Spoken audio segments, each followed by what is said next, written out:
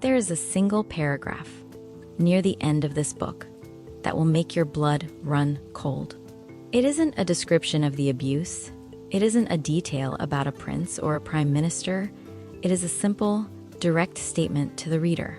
Virginia Roberts Giuffre writes in plain black and white, "If something happens to me, know that I did not do it to myself. I am not suicidal. I want to live." She wrote those words in 2024. In April 2025, 6 months before this memoir hit the shelves, Virginia Roberts Giuffre was found dead in her home in Australia, ruled a suicide. You are not reading a memoir. You are reading a ghost story.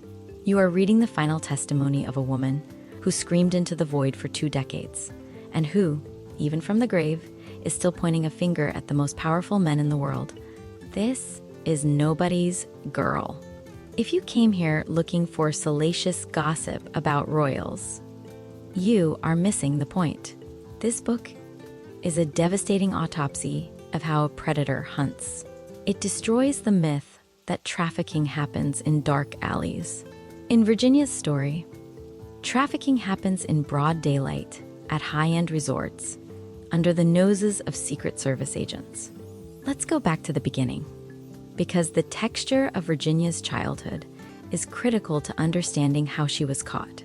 She wasn't just a random target. She was pre-conditioned for this.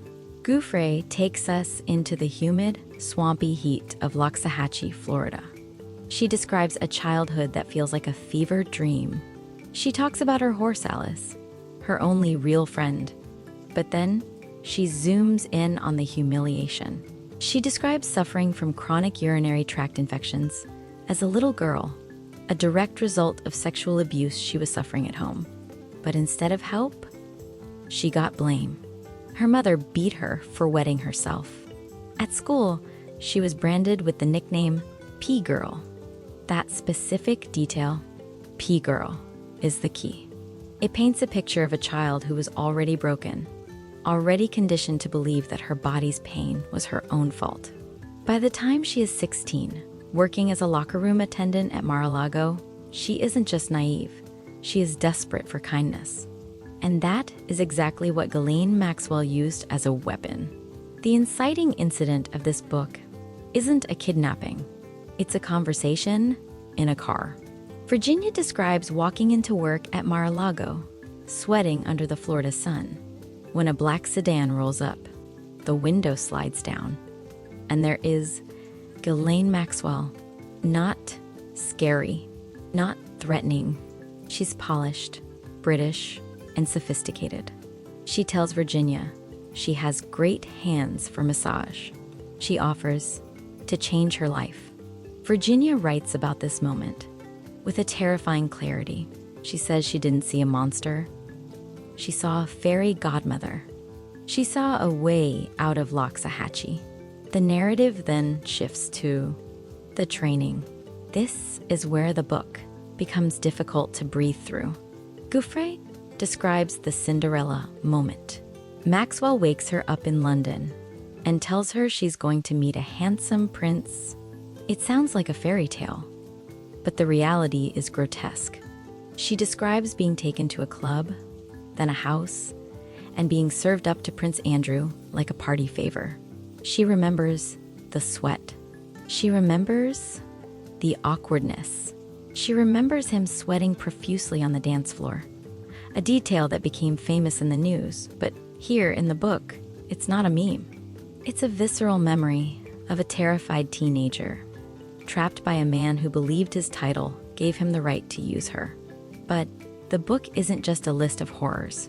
The most surprising section is the escape. Most people don't know how she got out. She didn't run away in the middle of the night. She tricked them. She convinced Epstein and Maxwell to send her to massage school in Thailand. She played into their ego, telling them that if she got better training, she could serve them better, and they bought her a plane ticket. The moment she lands in Thailand, the tone of the book shifts.